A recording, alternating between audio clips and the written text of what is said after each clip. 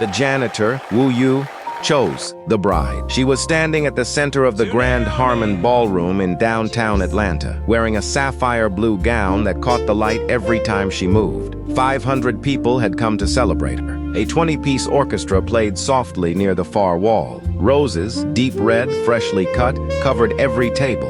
And beside her stood a man who looked at her the way some men spend their whole lives looking for someone to look at. Nobody in that ballroom would have believed that 6 months earlier, this woman had been standing in a corridor of a bank tower, arguing with a cleaning cart stuck in a doorway, while a group of women in designer heels pointed at her coffee-stained blouse and laughed. Nobody would have believed it. But she knew, and she would never forget. This is where the story really begins. Grandma Dorothy Hargrove did not look like the kind of woman who had spent 40 years building one of the most powerful private wealth institutions in the southeastern United States. She was 71 years old, small-framed, with gray hair she wore pulled back in a simple bun. Her hands were always slightly cool to the touch, and when she smiled, you noticed the space between her front 2 teeth first, a gap she had never fixed because her late husband had told her it was the first thing he had loved about her. She was also behind the doors of Hargrove Capital Trust, a firm managing over $4.2 billion in private assets across Georgia, Tennessee, and the Carolinas, the person every executive feared and every client trusted completely. She had been away from the firm for 3 months, not resting, not traveling, watching. 3 months is enough, she told her. Driver Kenny, the morning she returned. I came back with my mind made up. Kenny had worked for her for 19 years. He did not ask what she had decided. He already knew, in the way that people who have spent enough time around a force of nature, what Dorothy had made up her announced itself. What Dorothy had made up her mind about was her grandson. Ethan Hargrove was 32 years old. He had completed his MBA at Wharton, spent 4 years restructuring distressed investment portfolios in Chicago, and had, in the past 18 months, quietly become one of the sharpest private banking minds on the East Coast. Board of Hargrove Capital Trust had been lobbying for his formal appointment as president and chief executive for over a year. There was only one problem Dorothy refused to look past. Ethan had been alone for a very long time. Not lonely, alone. There is a difference. Ethan had made his peace with his schedule, his work, his penthouse apartment in Midtown with its floor-to-soiling windows and its kitchen that was almost never used. He was fine in the way that a person can be fine without anyone who truly knows them. Dorothy was not fine with fine. Before I step aside and let that boy take over everything I built, she told Kenny as they pulled up to the tower, I need to know someone is going to be there when the building empties out at night. Someone who loves him, not the name, not the money. Him. Kenny nodded and said nothing. I am going to find her myself, Dorothy added, almost to herself. And I am going to find her the only way you can ever really know a person. She reached into the back seat and picked up a plain canvas tote bag. Inside, it was a blue uniform, the kind worn by the cleaning staff at Hargrove Capital Trust. She had purchased it from a uniform supply shop 2 weeks ago, in cash, under a different name. Drop me at the service entrance, she said. Kenny looked at her in the rearview mirror for a long moment. Ma'am, service entrance, Kenny.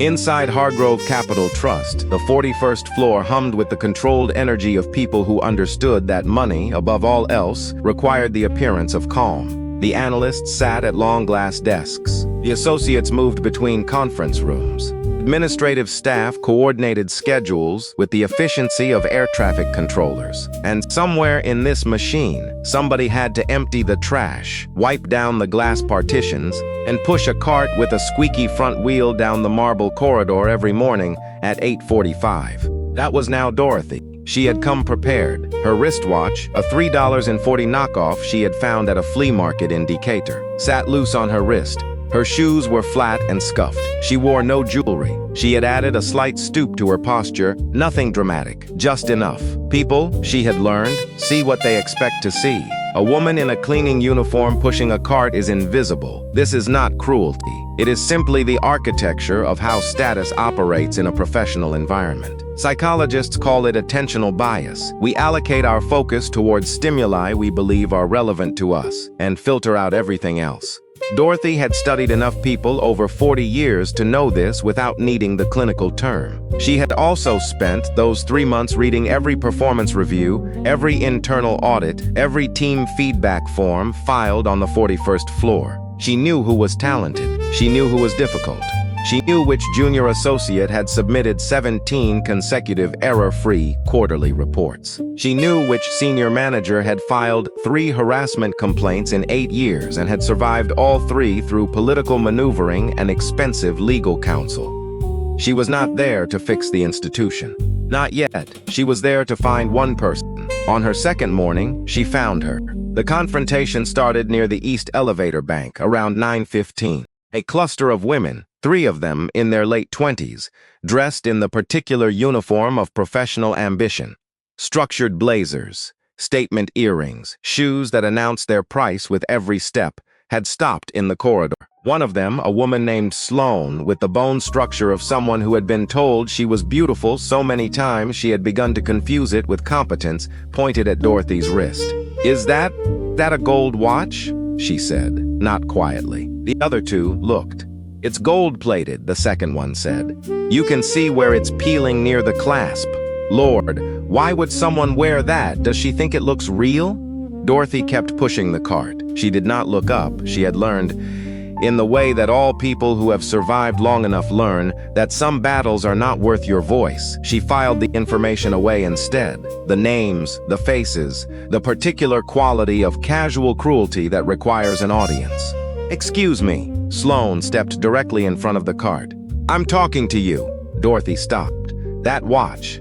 Sloane gestured. "Is that supposed to be gold?" "It is only a watch, dear," Dorothy said. Her voice was even.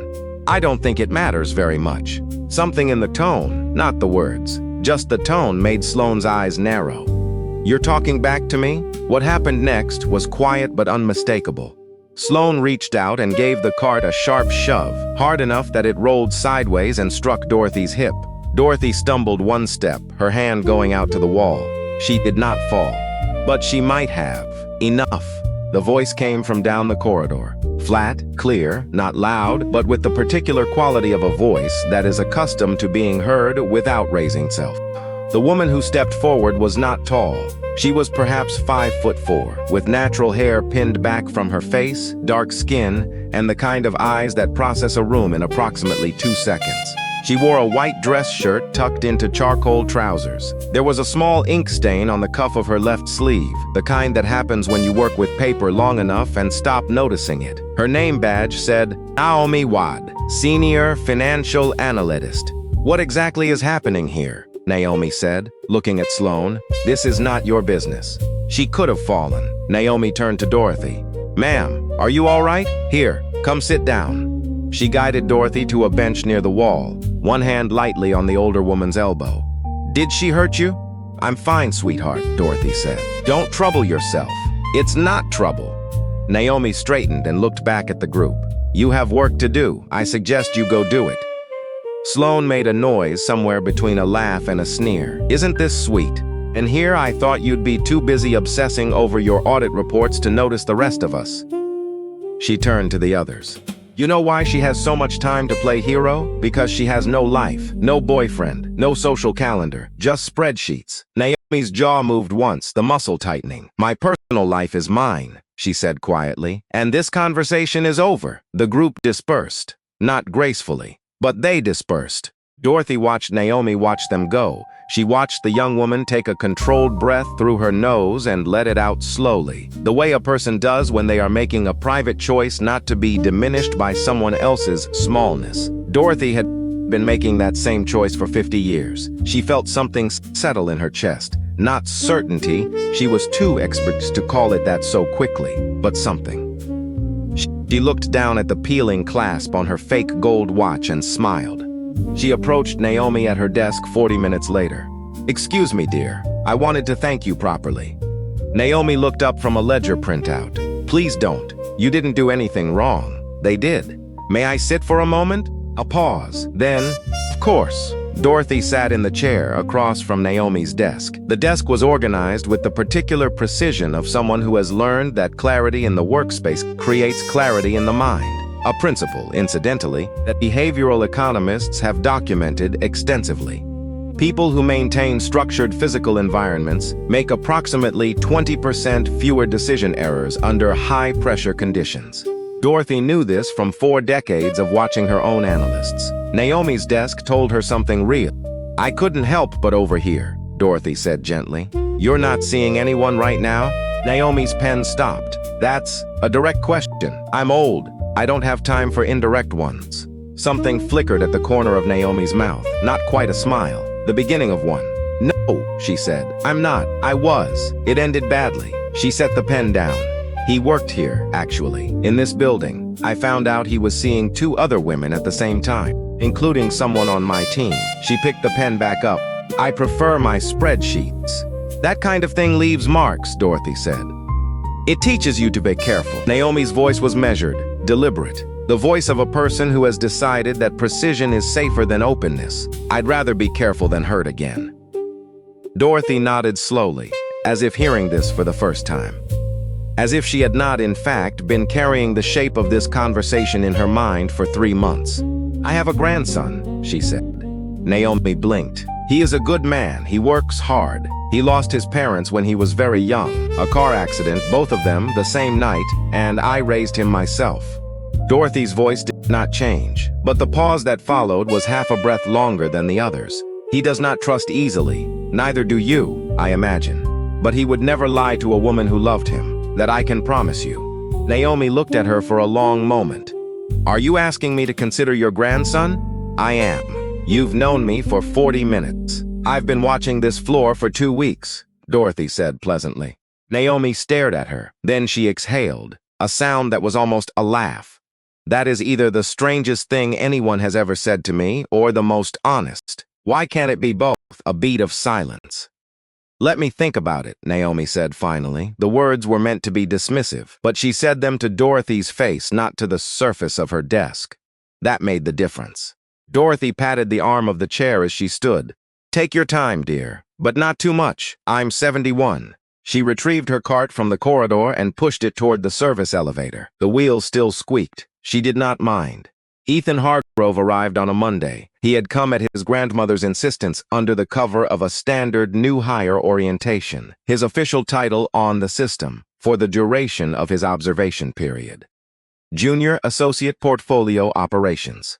His assignment, to work directly alongside the firm's top-performing analyst on a major corporate account review. He did not know who the analyst was until he walked into the conference room on the 41st floor and found Naomi Wade already seated, 3 binders open in front of her and a highlighter behind each ear. She glanced up. He sat down across from her without a word. She introduced herself and slid one of the binders toward him. "We're reviewing the Ashford Group mid-quarter reconciliation," she said. 14 accounts, mixed asset classes. There's a discrepancy somewhere in the derivatives ledger that I can't isolate yet. Fresh eyes might help." Ethan opened the binder. He was quiet for 11 minutes. "Then it's in the swap confirmations. Look at page 38. Cross-reference with the counterparty confirmation log. The settlement date was recorded in UTC, but the ledger is running on Eastern Standard. 6 hours of difference. On a transaction this size, that timing gap creates a false positive in the reconciliation report." Naomi went very still. Then she pulled the confirmation log from a second binder, compared the timestamps, and set both pages flat on the table between them. She did not say anything for a moment. "How did you catch that?" she finally said. "I spent 2 years doing nothing but derivative reconciliation in Chicago," he said. "Time zone errors are the most common mistake nobody looks for because everyone assumes the system caught it." Naomi looked at the pages. Then she looked at him. "You're supposed to be a junior associate." "Apparently." Something in his answer, not evasive, not arrogant, just careful, made her set down her highlighter and look at him the way she looked at a balance sheet when the numbers finally started to make sense. "We should flag this before the client presentation," she said. Agreed. They spent the next 4 hours rebuilding the derivatives section from source records. Naomi made the coffee. Ethan found 2 more discrepancies she had been minutes away from catching herself. They did not talk about anything except the work, and somehow by the time they finished, the silence between the knocking had changed. It was no longer the silence of strangers. It was the silence of people who have shared a task and found that they share a rhythm.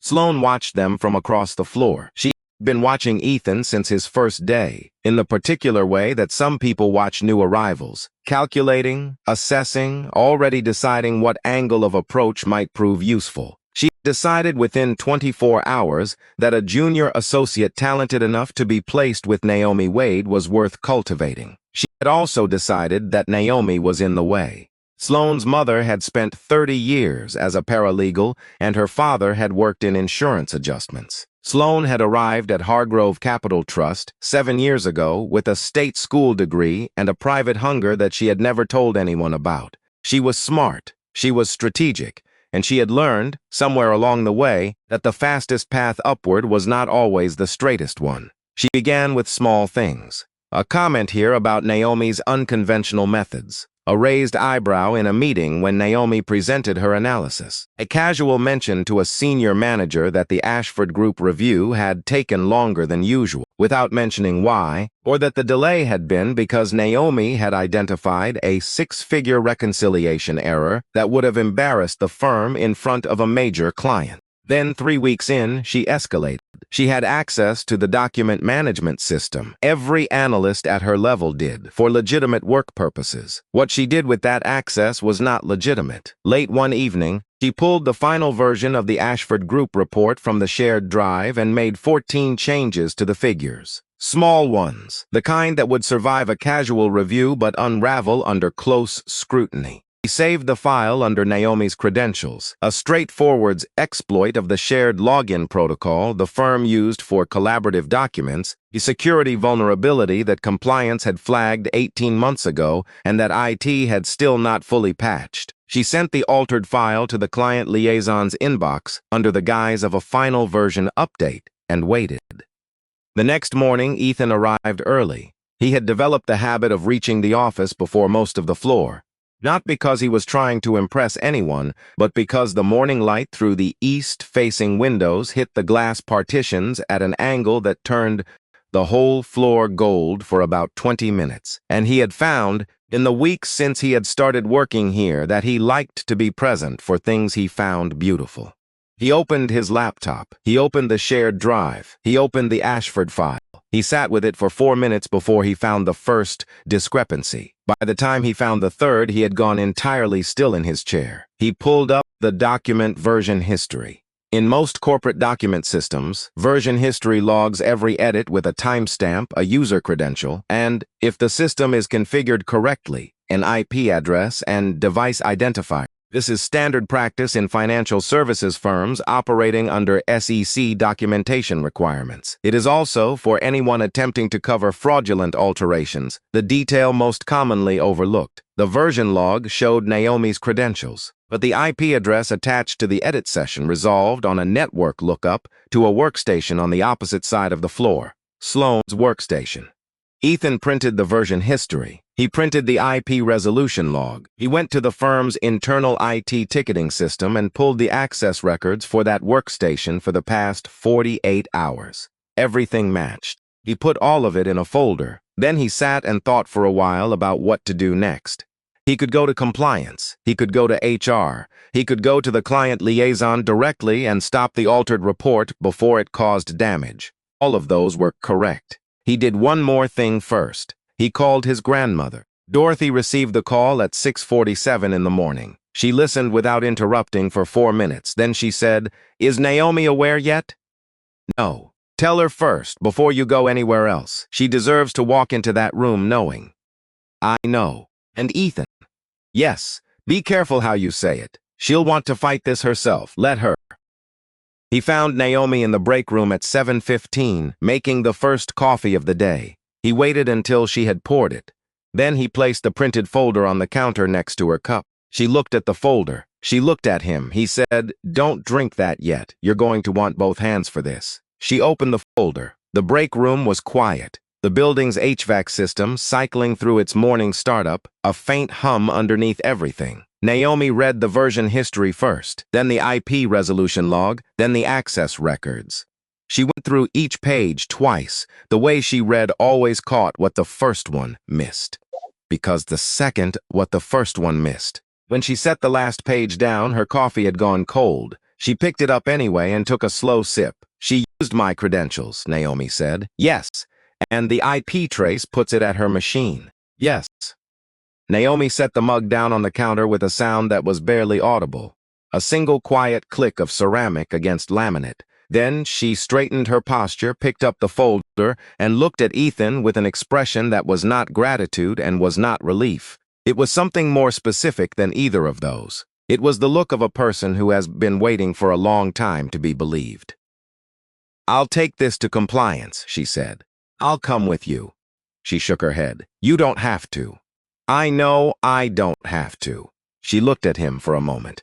Then she picked up both coffees, hers and the one she had made for herself that morning, assuming she would be alone, and handed one to him. They walked to the compliance office together. The internal investigation took 11 days. Compliance engaged a third-party forensic IT firm, standard practice in cases involving potential document fraud under SEC Rule 17A-4, which governs the preservation and production of electronic records in financial services. Forensic team reconstructed the full access chain, login credentials, IP addresses, device identifiers, and the precise sequence of file modifications. Their report was 63 pages. The conclusion occupied a single paragraph on page 63, and it was unambiguous. Sloan sat across from the compliance director and 3 members of HR in a glass-walled conference room on the 42nd floor. She had brought her own attorney. The attorney reviewed the forensic report for 17 minutes while the room sat in silence.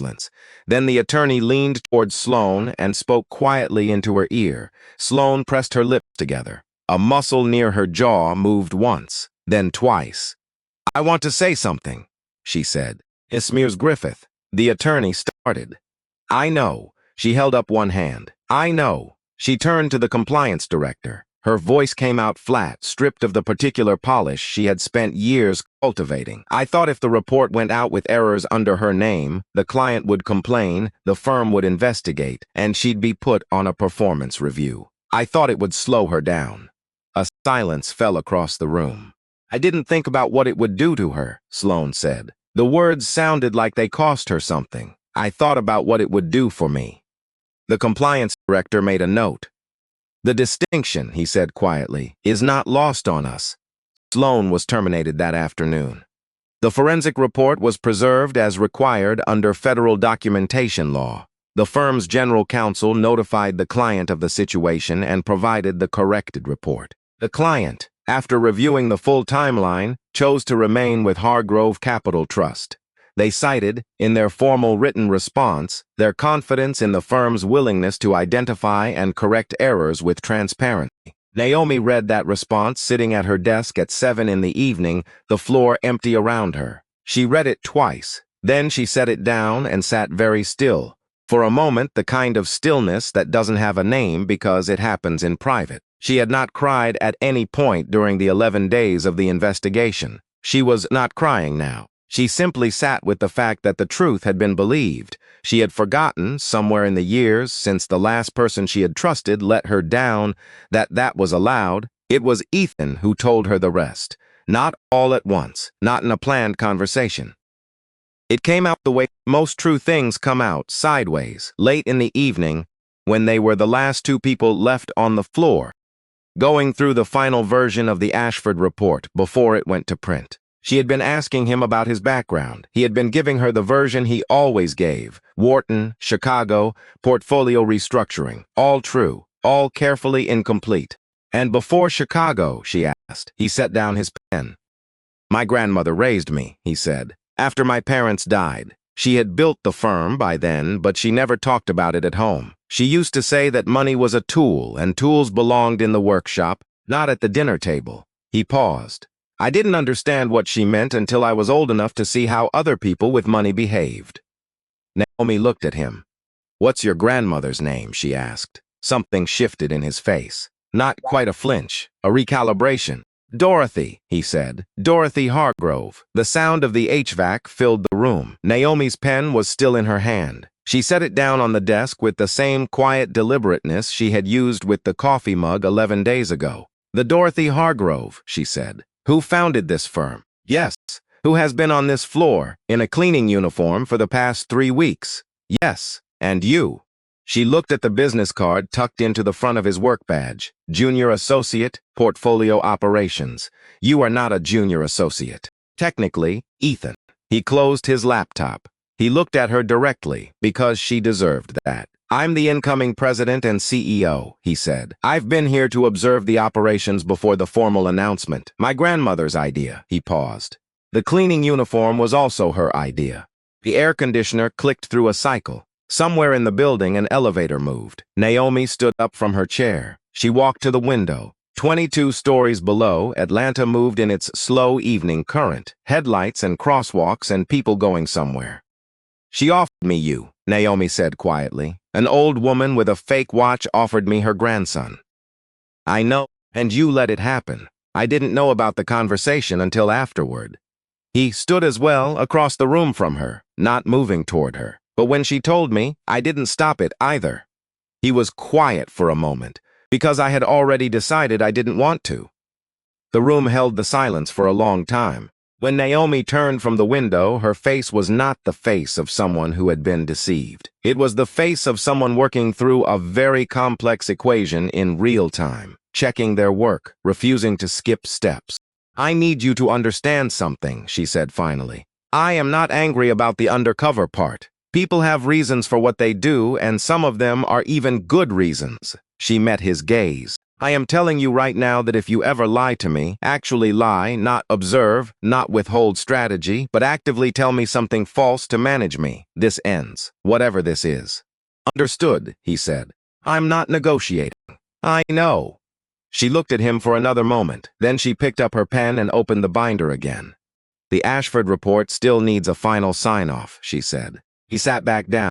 Page 14, he said. There's a footnote that needs updating. Stayed until 9:45. Dorothy came clean on a Thursday. She walked onto the 41st floor in a charcoal pantsuit with her real watch on her wrist, a Cartier that had been a gift from her husband on their 35th anniversary, and her hair done properly, and every person who had seen her in a cleaning uniform over the past 3 weeks experienced a quiet, private collapse of everything they thought they understood about the world. The managing director met her at the elevator with his hand already extended.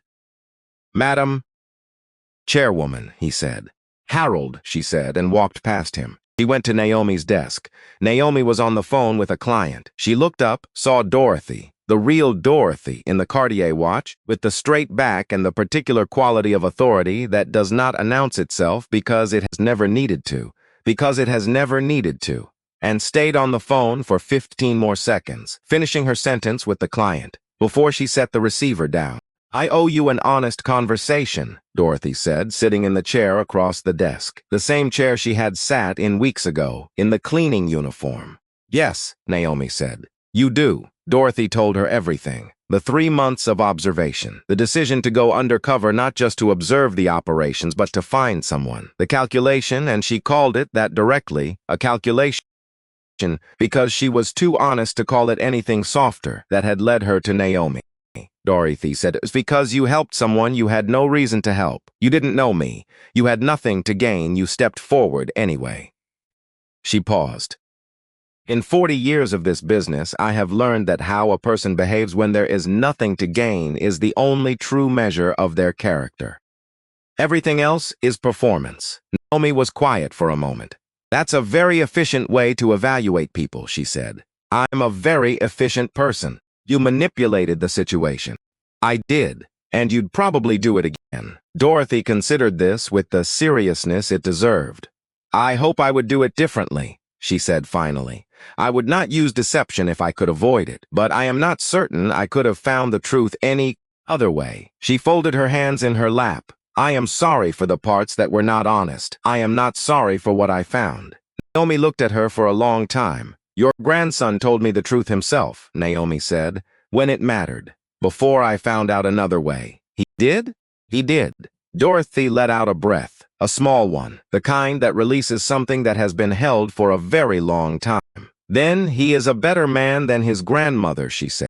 The grand wedding took place on a Saturday evening in October at a restored, historic venue in Buckhead, Atlanta, with 400 guests and a 20-piece orchestra and roses, the same deep red as the ones that had decorated the Grand Harmon Ballroom 6 months later, because the ballroom celebration had come first before the wedding, in the way that life sometimes does things out of order, and it turns out not to matter. Naomi's mother, Mrs. Clara Wade, a retired school principal from Augusta, Georgia, who had spent 3 weeks interrogating Ethan through Sunday phone calls before she declared herself satisfied, stood in the front row and cried through every vow.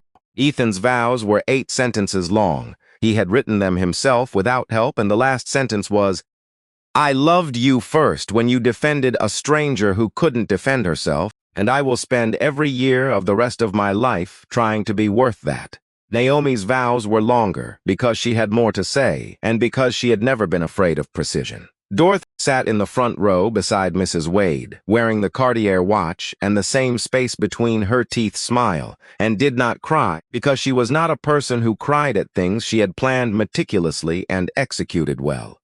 She did, however, reach over during the ring exchange and take Mrs. Wade's hand without saying anything. Mrs. Wade held on without saying anything either. Sometimes that's the whole conversation. Sloane Griffith spent 4 months unemployed. She spent those 4 months in a way she had not expected to spend them. Not in anger, not in plotting, but in a kind of unfamiliar stillness that had descended on her the afternoon she walked out of the Hargrove building for the last time. She had always kept herself in motion. Motion was how she had survived. Motion was how she had climbed. Stopping felt like the most dangerous thing she had ever done. But she stopped. She called her mother, which she had not done in 8 months. Her mother asked how she was. Sloane said, "I don't know yet," and her mother said, "Okay," and did not push. They talked for an hour about nothing important, and Sloane cried in the last 10 minutes without understanding exactly why. She found a therapist. She attended 6 sessions before she said, in the middle of the 7th one, "I think I became someone I didn't intend to become, and I'm not sure at what point it happened." The therapist wrote something down. Sloane looked at the ceiling. "I think I stopped being able to tell the difference between competing and surviving," she said, "and I stopped seeing other people as people. They became obstacles or opportunities." She got a new job eventually, a smaller firm, more junior than she had been. She took it because the work was honest and the manager was direct and nobody there already knew her name. On her 2nd week, she helped a new analyst find a formatting error in a client report before it went out. She did it without being asked. She did not tell anyone she had done it. She thought about Naomi for a long time after that. She never reached out. She had learned enough by then to understand that some reconciliations are not yours to initiate. Some apologies live only in the changed behavior that comes after them. She hoped, in the quiet way of someone who has no right to expect anything, that Naomi was well. She had earned no more than that hope. On a Tuesday morning in February, Naomi walked into the 41st floor of Hargrove Capital Trust as Director of Financial Integrity and Client Relations, the position Dorothy and the board had created specifically because of what the Ashford affair revealed about the firm's internal controls. Her first initiative was the one she had proposed to Ethan on a yellow legal pad over takeout noodles at 11 o'clock on a Wednesday night. A redesigned access control system that eliminated shared login credentials for collaborative documents paired with a tiered audit trail that flagged anomalous access patterns in real time. The IT implementation took 6 weeks. The forensic IT firm that had investigated Sloane's fraud was retained to certify the new system. The second initiative was simpler. She walked through every floor of the building, not just 41, and introduced herself to the cleaning staff by name. She asked their names in return. She remembered them. This was noted by exactly nobody in any official capacity. It was noted by everyone who saw it. There is something worth understanding about what happened in this story, and it has to do with the fake gold watch. When forensic investigators look at a fraudulent financial document, the first thing they examine is not the content of the document itself. It is the metadata, the invisible layer of information that records how, when, and by whom a document was created or modified. In the digital world, every action leaves a trace. Most people who commit fraud focus on the surface of what they've done. They forget about the record underneath. This is, in a way, what Grandma Dorothy was doing when she put on the cleaning uniform. She wasn't looking at the surface of the 41st floor, the polished glass, the structured blazers, the careful performances people put on when they believe they are being watched by someone who matters. She was looking at the metadata, the invisible layer, how people behave when they are certain no one important is watching. And Naomi Wade, who helped an old woman with a fake watch and a squeaky cart and no apparent reason to be helped, was the person who had nothing to hide in either layer. The watch was never worth anything. It was never meant to be. It was a test. And the only people who failed it were the ones who couldn't imagine that a woman in a cleaning uniform might one day be in a position to change their entire world. I've been thinking about this story for a while, and the thing that stays with me isn't the romance, as much as I loved watching Ethan and Naomi find each other. It's the moment when Naomi stepped forward in that corridor and said, "Enough." She didn't know who Dorothy was. She had nothing to gain and, frankly, something to lose. Sloane was the kind of person who remembered slights. But Naomi stepped forward anyway, because the alternative was to become the kind of person who watches someone get hurt and keeps walking. I think we all face that moment more often than we admit, not usually in a dramatic hallway confrontation. More often in small, ordinary moments where the cost of doing the right thing is slightly higher than the cost of looking away. And most of us, if we're honest, have both kinds of moments in our history, the ones we're proud of and the ones we wish we could take back. What I find true in this story is that those moments accumulate. They become the person you are. Dorothy saw who Naomi was in a single hallway in about 4 minutes because she had spent 40 years learning how to read the difference between performance and character. And Sloane, I don't think Sloane was a villain, exactly. I think she was someone who made a series of choices she couldn't take back and didn't understand what she was losing till it was already gone. Here's my question for you. Has there been a moment in your own life when you stepped forward or when you wish you had?